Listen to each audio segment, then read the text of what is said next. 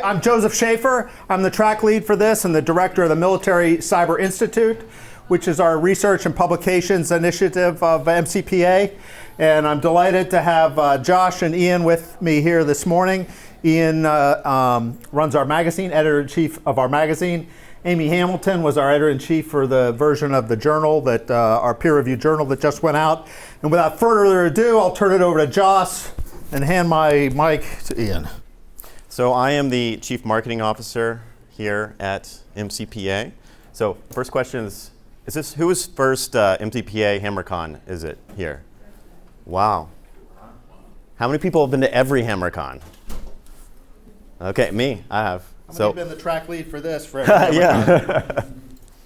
So welcome. I'd love to chat with all of you, and it's great to see a lot of new faces here. So as the Chief Marketing Officer, first thing I'm obligated to say is make sure you're checking out our website.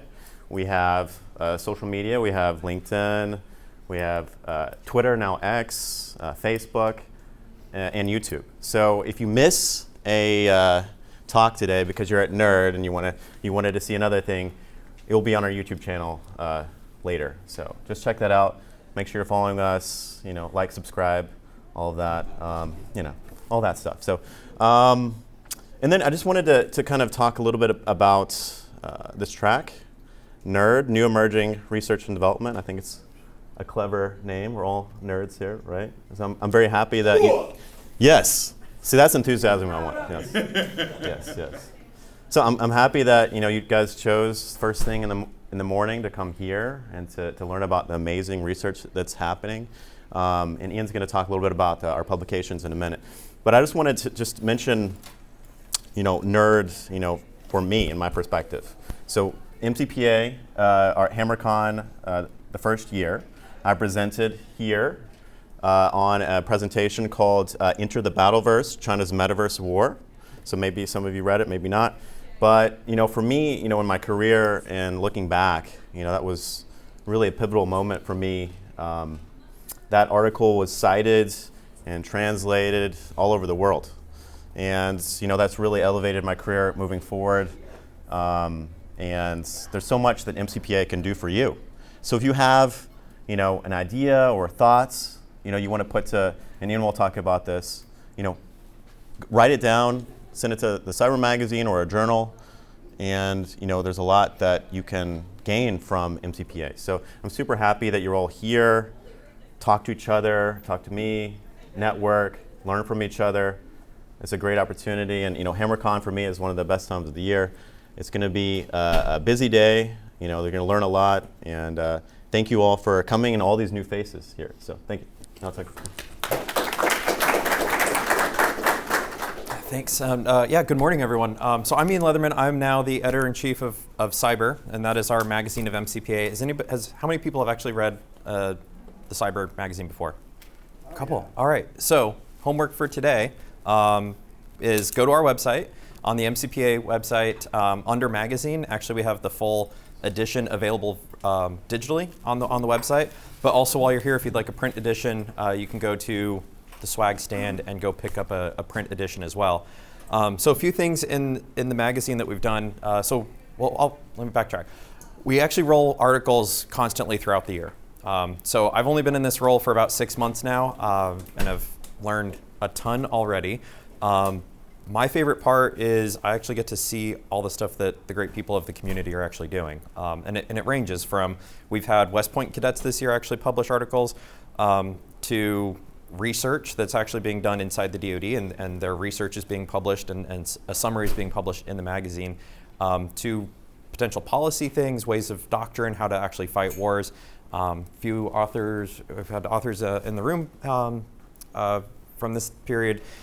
So there's a little bit of something for everybody, but you can submit that article anytime you want. But then for the print edition, we actually consolidate a lot of that and actually put it into the print edition annually.